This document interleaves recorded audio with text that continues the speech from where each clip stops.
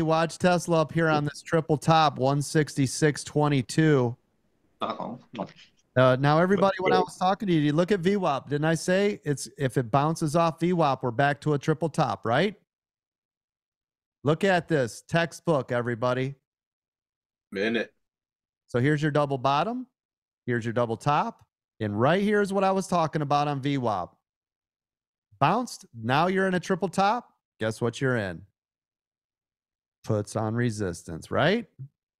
So just keep an eye on it. If it comes back fast on the retest, keep an eye on this. But this is where we're headed now.